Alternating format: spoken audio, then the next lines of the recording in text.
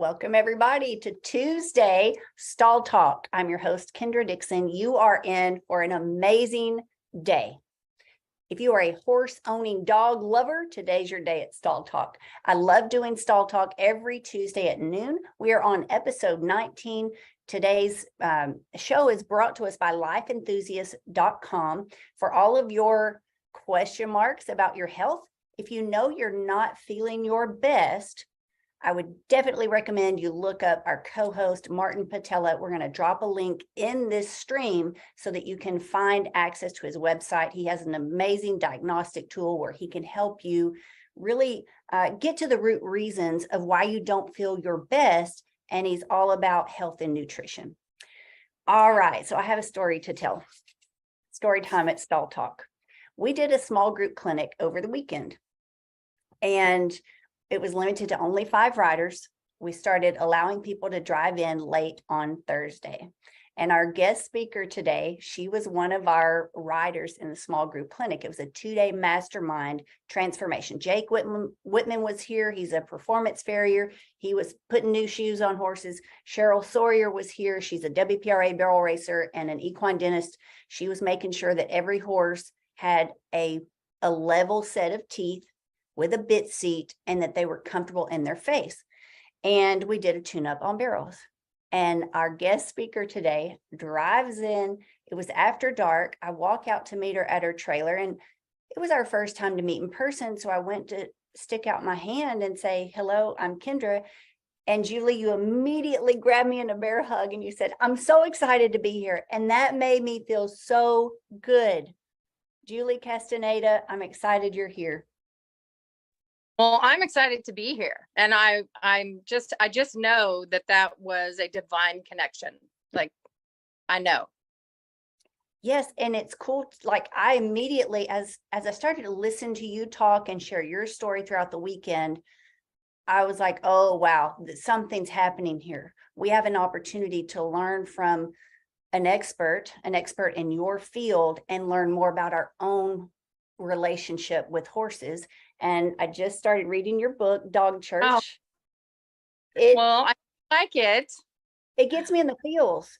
I'm not moved to tears or strong emotion very often, but in the first 3 pages, I'm like, oh my gosh, this is deep. Wow, good. I'm so glad.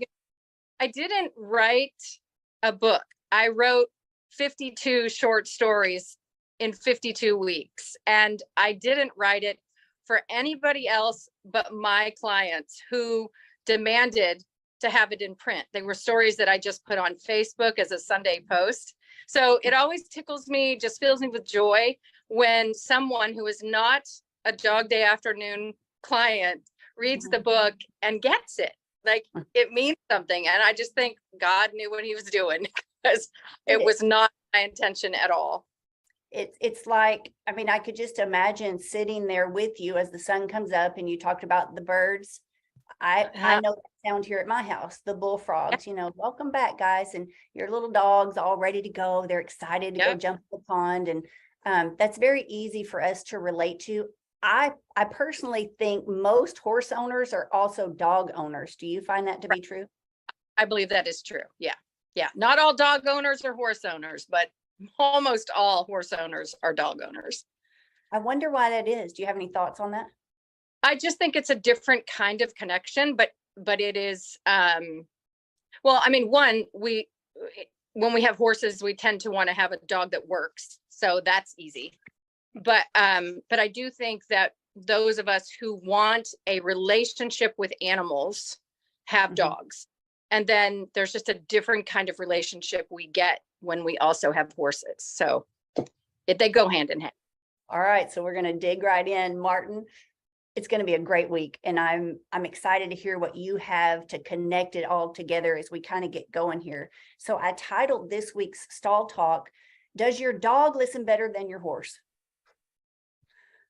It happens.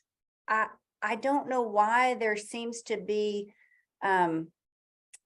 a stigma around training And it seems like even with parenting, there's kind of a soft parenting trend these days.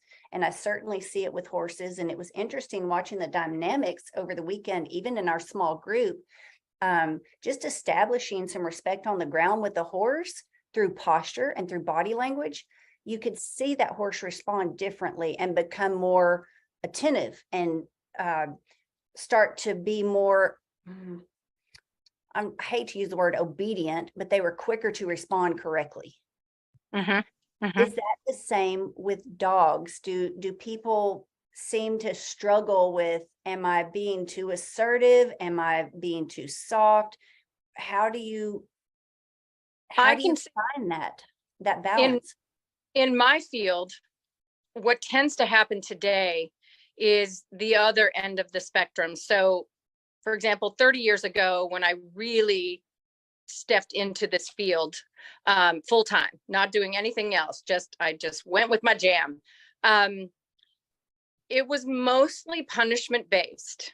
And it was, especially in the Midwest, it was very hard to get my dog owning clients to walk away from shock collars, choke chain collars, just any sort of training tool in general, and think more about relationship and building a balanced relationship with your dog, because we were wanting to bring them into the house, right? We weren't throwing them in the backyard like we were prior to 30 years ago. So now we want them in the house. We want them to be a family member. They're sleeping with us. They're eating with us. We're sharing all of our spaces. They're traveling with us. And yet we're not bringing ourselves into the relationship. And now we've gone to the other end of the spectrum where the dog hogs the bed. I hear more and more people come in. This morning, a lady came in about, she slept on the couch last night, so she didn't get a good night's sleep. And it's because she has 4 dogs and the dogs took the bed. And we say it like it's so normal and cute and almost funny. But when I hear that and I see the behavior of the dog, and I know she brings her dogs so that we can create better behavior, I want to say, this is the problem. This is the problem. We are putting human feelings onto animals and creating problems. And then we want the dog's problem to be fixed when it's really a human problem that I'm having to track down. And as we all know, as trainers, we can't always get the owner to see that part of it. Yeah, I'd like to butt in with this. Both dogs and horses have a fairly hierarchical society. Like if you look at wolves or wild horses or Mustangs, there's always the breeding couple, or in horses, it's going to be the lead stallion, and he'll be breeding many. And it's very hierarchical. So when you describe this bed situation, who's the alpha in that group? Oh, it's certainly the dog. Exactly the point, right?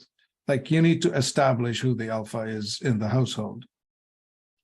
Definitely, we need to have boundaries. And I think that's true in all of our relationships. And this past weekend with Kendra, it just became very evident looking at it through my dog trainer's lens and the relationships, including myself. Kendra was calling me out on things and I'm thinking, I know better than this.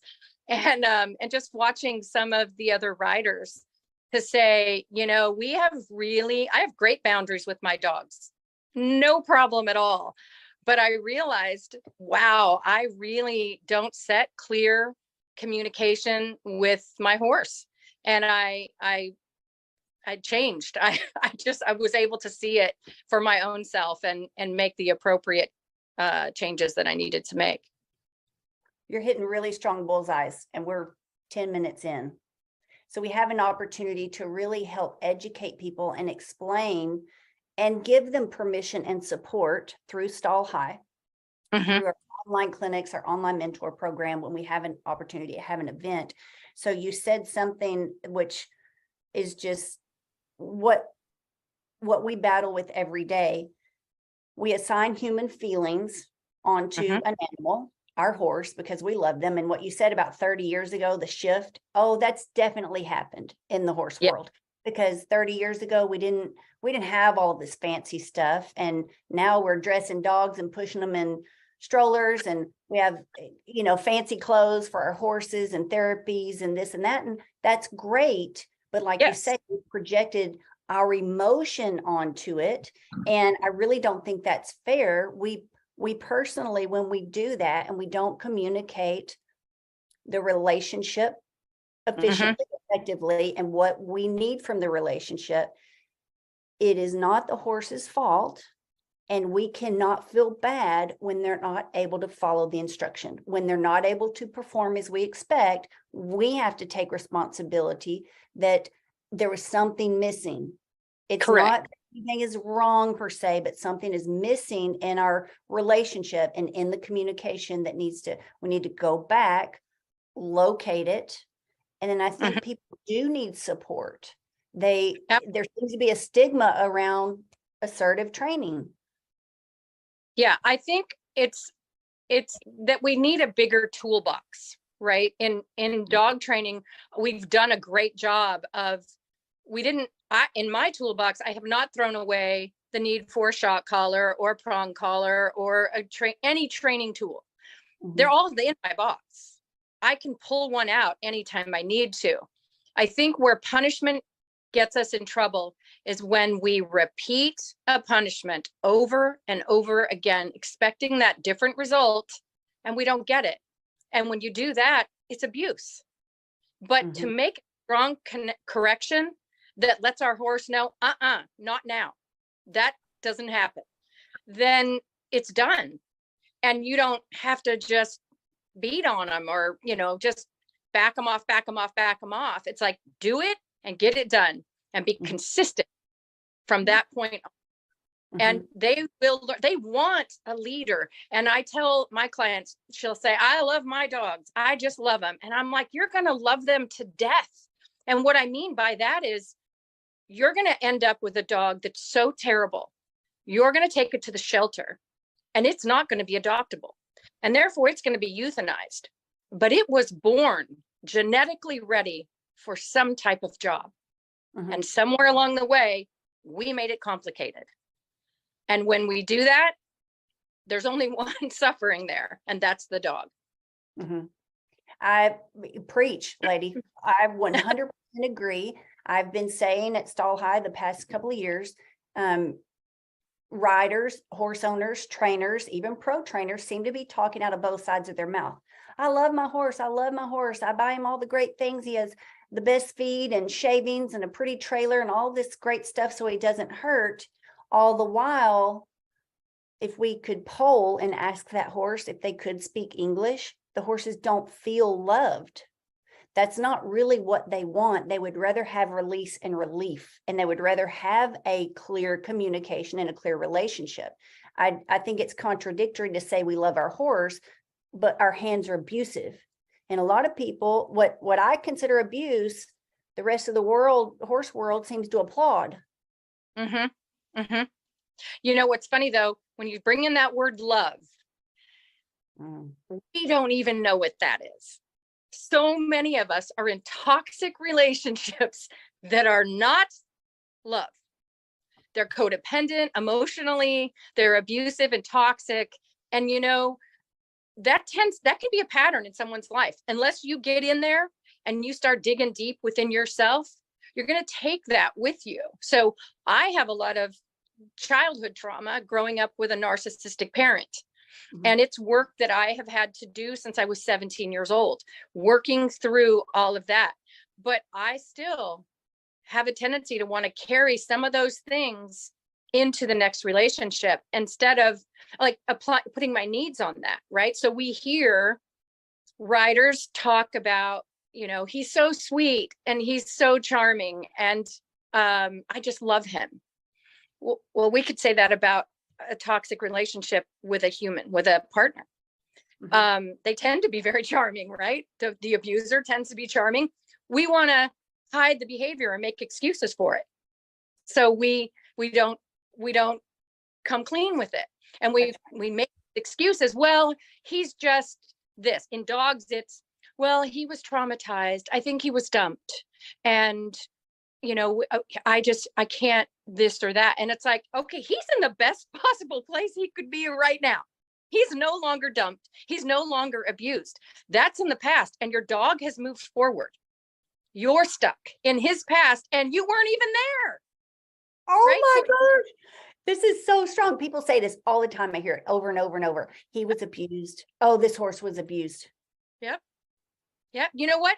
You're Oh. holding there with that mentality, with not being able to lay down your boundaries. You are holding that horse in a place he doesn't want to be. He wants to move on with you. He wants to feel your benevolent leadership. You setting those boundaries, saying, this is where we live. This is the framework for where we live. And everything in this framework, you are safe. Your job is to help me do, whatever your job is, but Mhm. also to keep me safe. We're going to keep each other safe. Mhm. But you got to have the boundaries. Same as like my girls going into relationships, they're getting married. I don't say, does he make you happy? I say, does he allow you to be happy? Because it's two different things. I don't want my girls looking for somebody who makes them happy. I want my children to be happy and be in a relationship with someone who's allowing them to be happy, to express that. And so when you take that to your barn and you think about your horses, it's like, you want to be happy. Don't put the responsibility of your happiness on a horse or a dog. Rewind. Say that again. Don't put your need for happiness on a horse or a dog. That is a heavy responsibility for a human to take on, let alone an animal who doesn't understand your language. But we do it all the time. We go out there with whatever. And, we were talking, excuse me, over the weekend about dogs will take on, they're very good at it. They will take on your emotion and it Mhm. almost doesn't affect them. I mean, not every dog, because not every dog's designed to be a therapy dog, a seeing eye dog, or an assistance dog, but they are very good at taking that on and you'll never see it again. They will come and sit by you and you can cry your tears. And when you're done crying, that dog is ready to take ball. Like he's ready to go do whatever. You can come home from a horrible day at work and your dog doesn't say, whoa, hold on. Don't bring that energy over here. No, he's just happy to see you. He'll take you in whatever frame of mind you're in. But your horse goes, hold on. We have something going on here that, I don't want. You need to fix that. And that's why they make great therapy type animals. When we do equine assisted therapy, the horse isn't going to swallow that. He is going to have body language that tells the therapist or tells the handler, who will tell the therapist exactly what is happening in that relationship. He's not going to hide it. Now, if you get them really, really shut down, they stop talking because there's nobody's listening. But that's what really makes them great, is that they're going to mirror right back to you what you're bringing to the table. Wow. I think we could do a whole series on that. Has your horse shut down? Does your horse disassociate? Oh, right. And right. because they're not talking because no one's listened to them. And I see an epidemic. It's very sad. I physically get sick at my stomach to go to any horse event and see horsemanship applauded. And it's being handed down from generation to generation to generation. And it's just because we don't have the education yet, but Stall High, we're on a mission to educate and to change things. And write this down. Yes, ma'am. The silent screaming of body language. There you go. That's what I see, because that's the way I'm trained, right? And I'm learning more and more as I study the silent screaming of equine body language. Dogs, it's a second language to me, and I want it to be a second language in the equine world as well. But it is, I go to events and I watch, and nobody is listening to the horse. I go to my horse's stall and I ask them to come forward. Would you want to work today? Now, sometimes there's no choice. Like at this weekend, he was tired and he could have just as well stayed at the back of the stall. And it's like, but I'm so sorry. We got to go do this. Mama paid a lot of money for this. We're going to go. And so he has to do it, and he did it, and he was great about it. But I do ask, because when the answer is, I don't think so, my approach will be different. But I will still have my clear boundaries, right? I just am going to understand that he's coming from a place of tired. He's going to be a little woke up. Then we went out to the refinement pen, and he woke up real quick. And suddenly he was ready to do his job. But we don't typically do that. We will be on our phones with our headsets on. We go in, we halter, we lead them out, and we never asked a question. And the ears were working, and the facial expressions, the tightness of the muzzle, the way they hold and carry their bodies. That's the communication. Yeah, you're going to miss it. We did have we had a lot of in-depth, that's what it was about, a 2-day transformation clinic, a mastermind. We got into some deep conversation, even at dinner the other night at Ernesto's. And that was our that's after day 1 of the clinic. And I heard you say something about, that's trauma bonding. And I was like, whoa, we don't use that word in the horse industry enough. I think that's gonna alarm people, and they might be taken aback, but that is what's happening. What do you mean by that? You've kind of already like segued into it, but how are people trauma bonding with a horse or an animal? And like you said, that's not fair. The thing about trauma bonding for real, like in the industry as a term. So that was, I think it was a counselor, Patrick Carnes, came up with that term. And it truly is more about an abuser and the abused. And it's really about that kind of relationship. And then there's stress bonding, which I typically will use in the animal world, stress bonding. And that comes from the rabbit industry, where if you had rabbits that weren't getting along, you'd put them in a crate, spin them around for a while on a slick floor, and they come out stressed out, but comforting each other. And sometimes that works for a long time, and sometimes it doesn't. We don't really have a scientific term yet for what's happening with humans and animals, outside of saying that it's an inappropriate attachment. It's some type of attachment disorder that we have created. But a lot of times it comes out of trauma. Again, those of us who come from trauma, whether it was childhood trauma or trauma from relationships as we got older, maybe an abusive relationship, we do carry that with us into the next relationship. And that doesn't matter whether that relationship is with your horse or your dog. And if you're not honoring a boundary or setting boundaries, holding your own boundaries, you're just creating a new toxic relationship. And I find it interesting. My husband and I were talking about this last night. Cats. You rarely have a toxic relationship with a cat because they are so clear about their boundaries. They may come up to you and rub on you, and they'll want to be petted, and you can pet them. But then when you go up to them and you pet them without invitation, they might just smack you or bite you. They're very good about it, and we seem to be okay with it.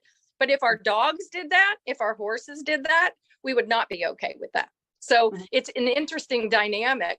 But I feel like when we don't know what we want, we have to know what we want before we can ask from them to give it to us.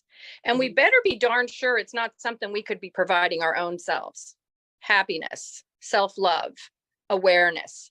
Like, we can't ask the horse to carry the whole basket, all the goods, and then be mad at them when they do it. If we say, okay, you're the boss, you take care of me. Or how about this one? You saved my life. I hear that all the time. This dog or the horse saved my life. Now, in some cases, that's true, right? Like the horse literally saved your life, and that's awesome. But the emotional saving of a life, he gave me something to live for. You have put a lot of sticky, icky, human on your horse. So that's a red flag. That person in inner healing needs more education, support. That's look in. Okay, you said something the other day that I've not heard said before. You said that horses mirror and dogs. Absorb. Dogs absorb it. They just take it on, and not in a toxic way. Like, that's why they're so great for PTSD and just people with emotional trauma. Dogs are great support. They really don't have a problem with all of our weird emotions outside of when your behavior changes, their behavior changes. So it is bad for dogs in terms of you letting them get away with everything because you love them so much. That creates a over the bed.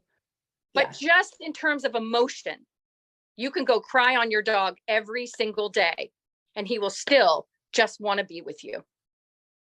But and he'll of course not like that. So over the past many years, I have a friend named Kelly Scriver, and she is the first friend who cared enough, and she has the education and the professional training as a equine professional. Okay, with every equine therapy license you can get behind your name, that lady's got it. So when she first started introducing that my horses were mirroring something going on in me, in my mind, in my body, in my spirit, that I didn't want to talk about. I had repressed it. I don't want to talk about money right now. I don't want to talk about how I'm not organized. I don't want to talk about how I'm in such hot pursuit of my goal that I'm not spending enough time, quality time with my daughter. But a horse will call you out for that. Right. That's right. And we think, well, this horse just won't get in the trailer. What is wrong? That's right. We want to blame the horse for all of it. And it's like, but you're not fixing the true root. And it's us. Yeah, absolutely us. And that's what I love about them. That's why they make great, they do great work in the prison system with rehabilitating people, because a dog won't tell on you. A dog will just curl up next to you and say, yeah, this is such a bummer. You want to go play ball? But a horse says, we have work to do, because I'm not just coming up to you ready to work. You got to earn this. And people have to then reflect inward and say, what's going on? And what is my part in this equation? And fix it. And you change the human, you change the horse. Unless you've just had so many rehearsed behaviors over and over again. And we've all seen that. The horses that are just going to take so much work to rehabilitate, they may never get back to having a job. They've just so far gone. So that's our discussion tomorrow night with James Davison, because he's our equine behavior specialist at Stall High. He coaches every Wednesday in the mentor program. And I can't wait to share this stall talk with him, because he talks a lot about emotion, that rider has too much emotion involved in this relationship, false expectations, not looking within, not being willing to look within. And it can be scary until you feel the relief of it. And when you get that connection and you see the reward of the relationship, that's when it's okay. It's okay not to know everything. It's okay to make mistakes. It's okay to say, I could use some help. Yes. Yeah, I think we forget as people that we can go through whatever we're going through, but also feel differently about it. That whatever you naturally feel about a circumstance, you're not stuck with that. There's a huge gamut of emotions, right? And when I find myself, especially if I'm getting frustrated with an employee or really anything, I will ask myself, wait, is it possible I could feel anything else besides frustrated? Anything different? And I'll try to inch my way up to a better perspective.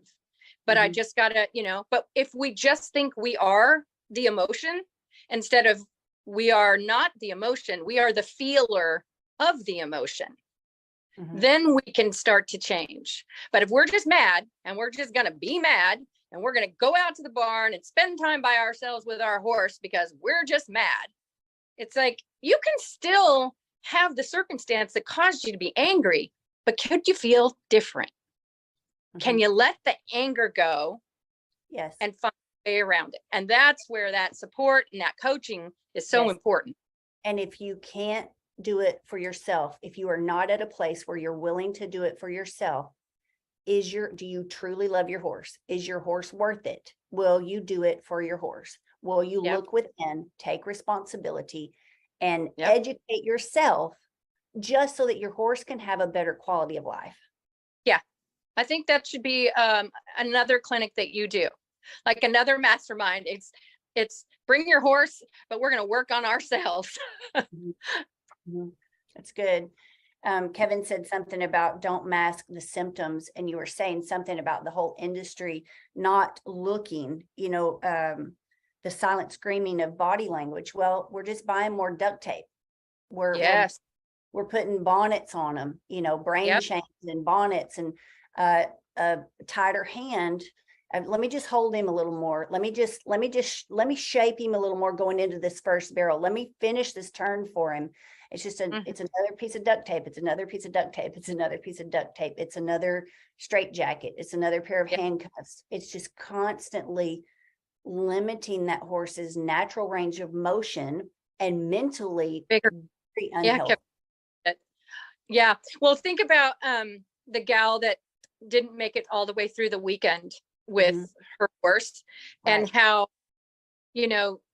that was really hard for her to, she just has so many layers piled up on top of what she's dealing with. But she looks at her horse and she has these problems, and it's this cycle of, she's walking on eggshells like we would in a toxic relationship, right? She's walking on eggshells. He doesn't want to go to the right. That's okay. That's all right. We're going to go to the left right now.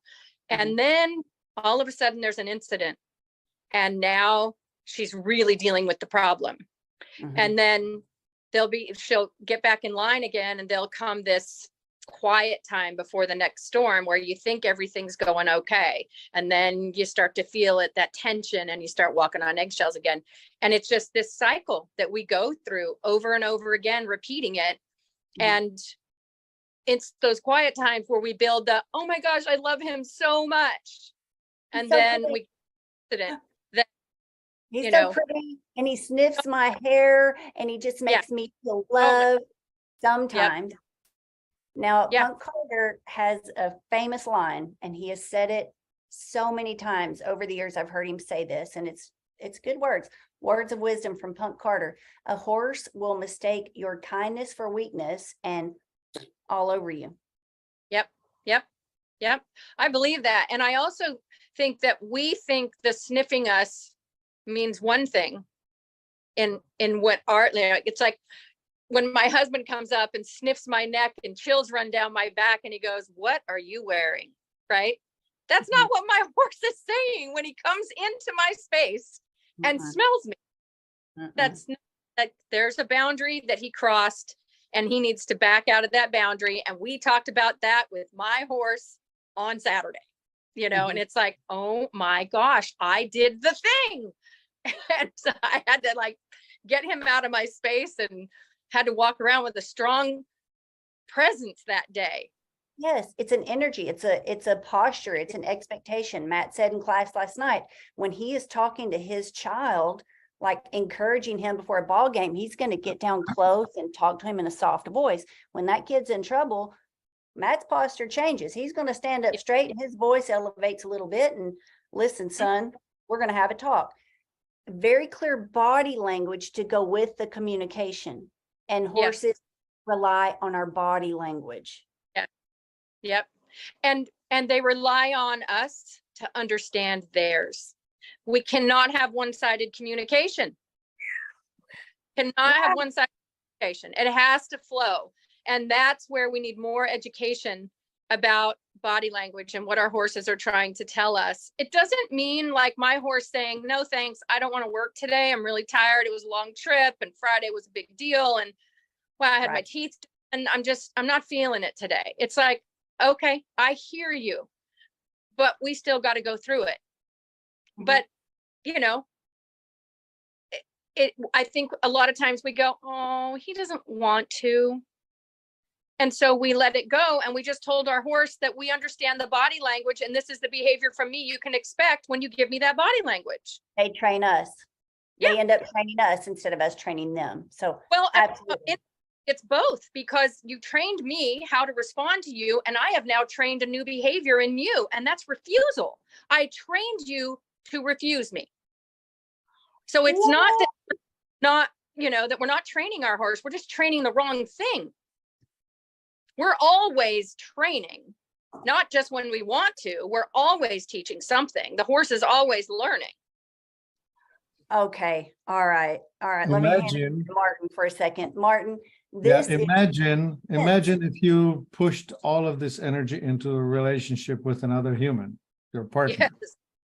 Yeah. Imagine how the marriage would be if you paid attention to subtle facial expressions and body language. Yeah. Or the words or whatever, right? Yeah. Or your children, never mind. Either way, right? Like you're training your spouse, you're training your children. With your children, it's your responsibility to actually raise them. And if you raise them to refusal, then they'll give you refusal, right?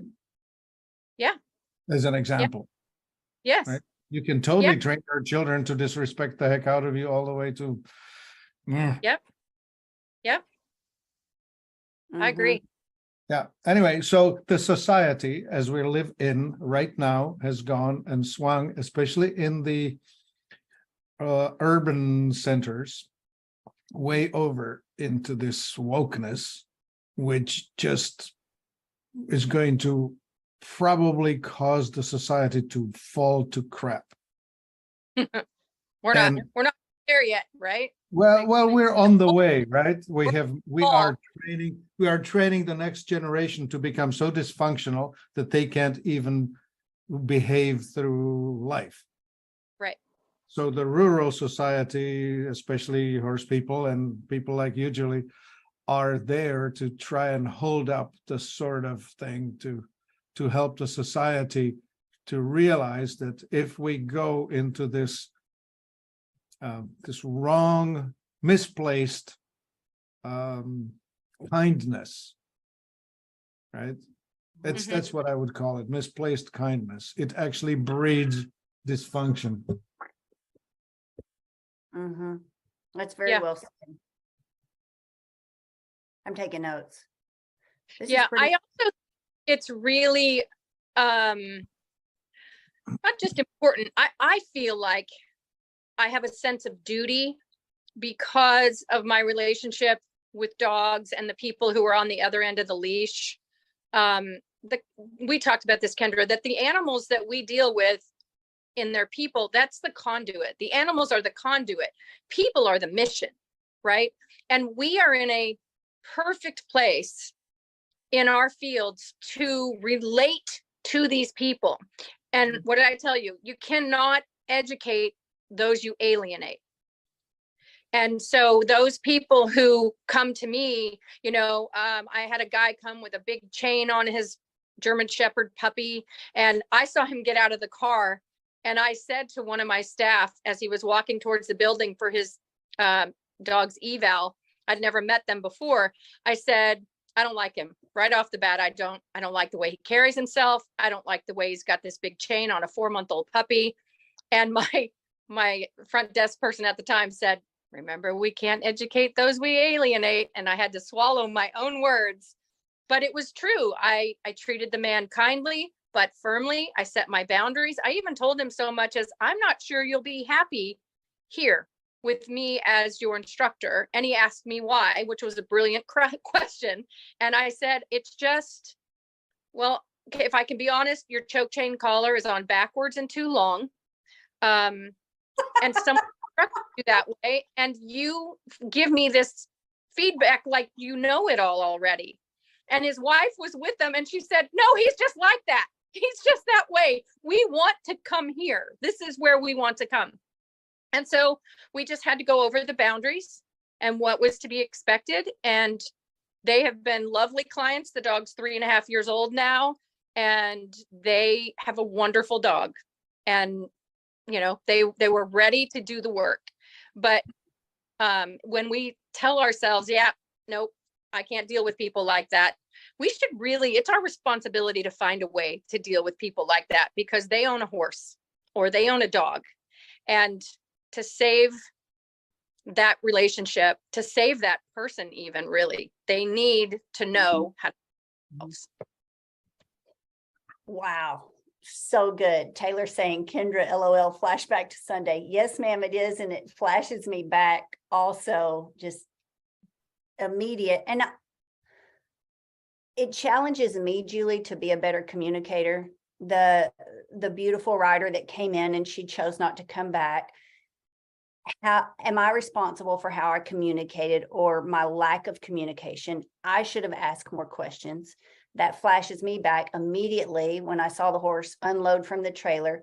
He was real high and mighty and watchy and looking, and basically instead of her leading him to the barn, he led her. So walking in front, head very high, and instead of a stud chain on him properly, the lead rope was looped through on his nose. And just like that choke chain being on backwards and too long, that's what I'm thinking, like that is not even effective. And if you have to use it, it's just going to choke him down, but it's going to take a minute to do that. And by the time that plan is even effective, it's too late. He's already kicked somebody in the head or run over you. And stepped on your toes, broken your toes or your nose. And it's very delayed communication and not effective. So see, I was already adding things up. Should I have said something before I got my baseline done? But that was my first impression. Well, I don't disagree. I want to defend the horse correctly just for a second, because when he came off the trailer and he was the way he was, he's been trained to be that way. He's not just being that way. This is their relationship. This is all about who they are as a couple. He leads the way. Now, let me tell you, he doesn't want that job. She's just not doing it. So he's saying, look, if you're not going to do it, I guess I'll do it, but I'm terrified. I don't know. If you don't know, how am I supposed to know? And then on top of that, if she's nervous coming in because it's a new place and all of that, well, then he's like, and not only that, something is going to come out of the corner and kill us. I can tell because you're nervous. And so this poor horse has rehearsed this behavior time and time again. It is in his mind, it is the only thing that keeps him safe, because she doesn't keep him safe. Her relationship with him doesn't breathe out safety and security for him. There are no boundaries. He's just got to make this work for himself. And she is making excuses for her horse. So I'm curious, guys, if you are watching on a live stream, maybe you're watching on YouTube right now or TikTok or one of our Facebook channels, or maybe you're catching this as a replay at some point in time, and you're starting to look in the mirror and you're starting to say, wait a minute, is that me I'm looking at? Is she talking about me? Does that describe your horse? Because there's an epidemic happening. This is not a single isolated event. It happens at every horse event you're going to go to, even at the professional level. So if that is you and you're ready to look, you're ready for support, you're ready for someone to explain to you, if that's not working, how do you communicate so that it is successful and respectful? I want you to be safe. I want your horse to be safe. Like you mentioned earlier, Julie, that you literally are loving your dog to death. I've seen it happen generation after generation after generation in the horse industry. People get a horse that's fancy on paper. He's pretty. There's all this potential and promise. Things go poorly. And when their child is in a hospital bed and that horse is irreparable, the horse goes to the pack. Yep. And that's not fair. You have to understand from the get-go, please get training before you take on more than you're educated or experienced to handle. Yeah. It sounds good on paper. Like buy this one fancy horse one time and you won't have to buy another one for 15 years, when there might need to be 5 horses in that 15 or 15 horses in that 15-year stretch to learn from different levels. You have to love them enough to lead them. It can't just be love. You have to love them enough to lead them. That's the true love, is that I'm going to learn all I can. And you know what? It's true in the human relationship. I am going to learn so much about myself and who I am that you don't have to fix me. And if you learn all you can about who you are, we can actually have a relationship. And that's really what I want to tell my dog. And it's really what I want to tell my horse. I don't need you to fix me. I'm going to fix myself. Here's what I do need you to do. And I'm going to teach my horse what I need him to do. And then that's the job I'm going to give him. And those are the behaviors I want him to rehearse, not the behaviors that get us both in trouble. Yeah. And put everybody else in danger around you. Correct. Yep. Ouch. Yep. Like, ouch. This hurts. Yeah, it does. But it's, Could we it's bring really this into schools and parenting? Hmm. You know, how is it possible? How is it possible that people can have children without understanding what's going to happen next? I know. What an epidemic there we have, but that's a whole different podcast. Yeah, and we have now teachers who are not understanding this either, Right. because they're not taught this. They are taught some other theories. I struggled in school because at the time I was not diagnosed, but I was colorblind. And so I really struggled with artsy kindergarten learning, like posters on the wall when you've got a green A on a red background and I don't see what you're talking about. So I think I'm stupid. And as I grew up, simply a teacher rolling their eyes or making a sigh when I'm asking a question was enough to shut me up and never speak again in class.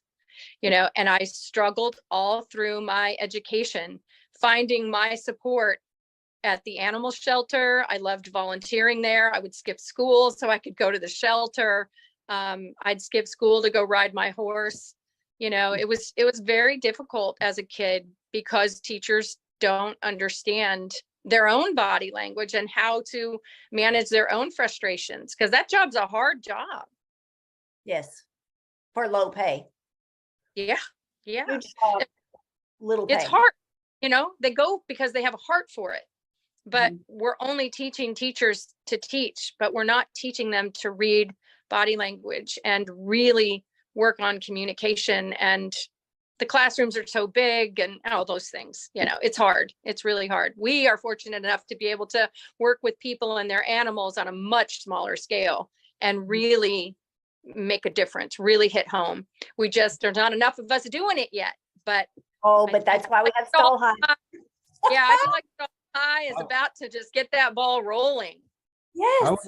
I would like to do a product plug. Go for it, Martin. What you got? We in fact have something in our store that was created by a chiropractor who understood psychotherapy. And he created a product. One is called M Water and the other one is called Core Water. And the M Water is loaded with joy and the Core Water is loaded with get your act together. And I need both of those. the M stood for mysterious, magical, and modifying. Anyway, it comes in a pint size, and you only use a teaspoon at a time, teaspoon a day. So you have 100 servings in it. And so the M Water is for people who just like to be out of their pain, emotional pain. It just raises the joy level in life. The Core Water is for people who realize that they really need to raise their game a lot. Mm-hmm. Explain to me again what's in it.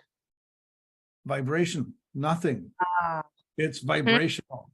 Uh-huh. Uh-huh. You know, the words that Julie just spoke transmitted to you the emotion that's behind her life of experience, right? And just transmitting that changed you already. Right? We are able to push this sort of information into water. Water is the nature's memory device. It remembers. Homeopathy documents this, and other ways we have documented that water does remember what it's been through. So you can actually program water, and when you drink even just a small amount of it, like you take a teaspoon, put it into a glass of water, and it resonates throughout, and you drink it, and it does its number. And Hey, anybody who thinks this is hokey, I'm telling you, I personally have read a couple of different studies on this, and it is amazing. It is not hokey. It is real science. yeah, it's So- a real thing. And we have this, and we do have that. A quick story. A friend and a business associate was in my house, and he was borrowing my stock room to do some video recordings. And halfway through it, he got thirsty, and he saw a bottle on the shelf. He cracked it open, and it was the core water, and he drank half of it, half of a pint, which would be, let's just say, 50 days worth. In the next 3 weeks, his dysfunctional relationship with the female ended. His estranged son relationship repaired. He changed his diet, and he decided to move. All of that. Wow. Because this stuff will hand you your thing on a silver platter. Mm-hmm. Well, and it does sound really weird. Now, I followed some TikTok things last year talking about the power of water, how it absorbs things. And, it's, I don't, there are things I don't understand. There are things that I can't explain. Okay. I am a Christ believing Christian. Sure, holy water, try that. Well, Yeah. I still respect, like, God made science. This is his earth. This is his creation. Other Perfect. people do take credit for it. And there are some things that are not taught or explained in a traditional, certainly a Southern Baptist environment that I was raised in. So my TikToks that I was watching talked about having a glass of water near you when you are doing your prayer journal, or when you're reading Bible verses, or when you're making declarations and decreeing things that are positive, that it will positively charge that water. Well, I'm not an idiot to that. So I'm like, well, I'm curious. Yeah, I definitely want to know more Well, about let me that. say it this way: whatever you pray over will benefit from that. Yep. And Yep. if you pray over a dog, he'll benefit, and the glass of water will benefit, and the horse will benefit. I don't care. Your sister will benefit if you pray over that. Martin, how do we get in touch with your product? There's a link. Lori is going to post a link Okay, to great. life-enthusiast.com. It should come through Stall High, and you can certainly find my phone number there, and you can certainly phone me and talk to me about life and other things. We do have an entire category dealing with these subtle vibrational things. Awesome. We don't Love talk that. about this enough in the horse world. In any aspect, we're not talking about vibration and energy and motion and all of those things. Like, I'm so excited to even hear someone else. I felt like I could come out of the closet about what I believe. Yes, and you were here the other night and you were like, I've been told so many times that I was doing things wrong. And Kendra, Yeah. you said I have good hands, and you said, I found my people. And I was like, yeah, hon, you did. Welcome Yeah. home. Yeah, that was the first thing I said. And even at Pilates last night, she said, well, how did it go? I said, she says I have good hands. I just need to work on my hinge. Wow. Yeah. So Yeah. good. Kendra, give your horse some of that water before you run. Well, Kevin, okay. If Martin is saying I can take a small amount, I'm wondering if I could just put it in a syringe and put it in her mouth. I Oh, bet hi. if you put it out, Oh, you change your sorry. Oh, hey, listen, we sell devices. I mean, I have a very tiny of it right here in this glass. We talked about those. This Yep. is the tiny thing I call the crystal pearl. We have them in a bigger size called crystal cupcake. You can put that into the horse's trough, and Okay. it'll structure the water. and What? it will, oh, 1 second. It'll filter the bad stuff out. Here is a stack of things. The cupcakes on the bottom, the pearls, we have 3 sizes, large, medium, and small. Mhm. And it's all here. We sell them either separate or in all this one piece. This is a thingy that we call the receiver, which it just resonates happy vibes. So I have that sitting just over my windowsill. And anyway, that stuff, when put in water, will act as an eraser of badness. It will release the distortions. You know, the opposite of the prayer is, I don't know.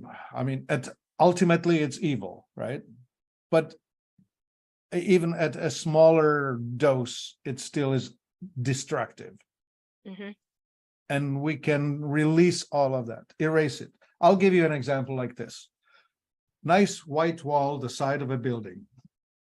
Some idiot comes to it with a bunch of spray cans and makes a real mess of it. Now you have an ugly graffiti on the wall that just makes you feel like, ugh, just, I don't know, I don't want to throw heavy emotions on it, but it's just the building has been raped.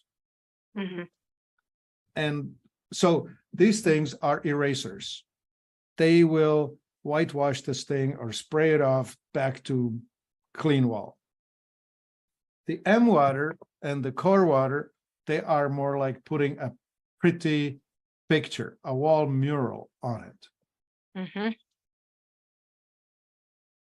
I like And it. you said, Like- you were explaining those pearls that we can put in our water bottle, and Shelley's asking how long do they last? They never wear out. Is that right? Yeah, that's right. This is a ceramic. You would have to smash it with a hammer to destroy it. But it doesn't lose its erasing ability. So you no, were it's a- talking about our public water and how it's treated so chemically and how that's killing things that are good inside of us. So when we had that discussion the first time, it was more of a clinical discussion. Now you're making it real easy for us to understand, like, listen, it takes away the ugly stuff, it brings in the pretty stuff. Yeah. But yes, I haven't ordered mine yet. You're going to get my entire paycheck, Martin. I have so many things to order from your website, but I do. I'm very Yeah. excited to be learning as I Yeah, go it's a and discovery. learning how to remove the blocks, things that I feel like used to bottleneck me, used to hold me back. I Mhm. would just be so frustrated. Like, why do I have this amazing dream and vision and I'm willing to work for it? Why is it not happening for me? And there was a lot of work to do. And Yeah, still, some of it is emotional injuries from childhood. I mean, Julie highlighted it, you know, you grow up with your stuff and those are your blocks. Each one of us has them. I had to deal with mommy issue, daddy issue, brother issue, teacher issue. I mean, I had it all too. yeah. Mhm. My brother made a comment the other day. I put a post of me as a child sitting on my dad's horse, and I've got this big old ball cap on, and he's posted a picture of him wearing that ball cap. It was his. And he was like, yeah, nice cap. And I was like, I was probably only wearing it because my head was hemorrhaging. And I remember Dad had to put like a wad of shop towels on the back of my head, and he sucked down a trucker cap and put it on because he'd told my brother to saddle my horse for me. I was too little, and he was mad about it. So when he slung that saddle over real fast, I was hugging on the opposite side, and this buckle, the cinch buckle, hit me right on top of the head. And you know, our heads bleed a lot. I still have a scar from that. Yeah, big brother issues, got him. I'm getting grief about it now. We have a good relationship now, but this has been incredible. Julie, we'd love to have you back. We'd love to continue the discovery, the discussion. I would Great. love to just continue learning and connecting the dots. And for anyone Me- who's interested, where can we find more copies of your book, Dog Church?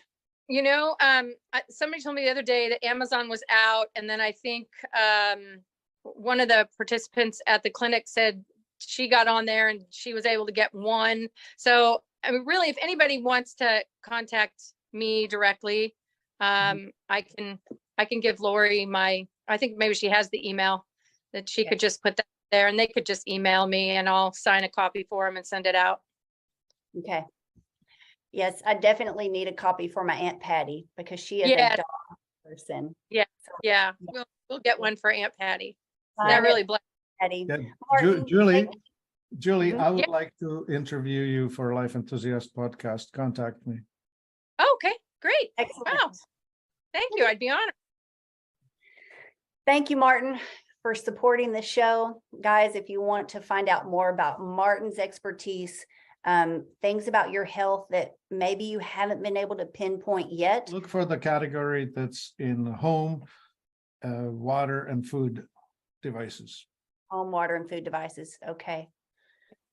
Thank you so much. This was just fantastic. And Julie, thanks for becoming part of our community. So I'll see you tonight at 6 o'clock in the Mentor. I'll be there. I will be. Thanks, All right. everybody.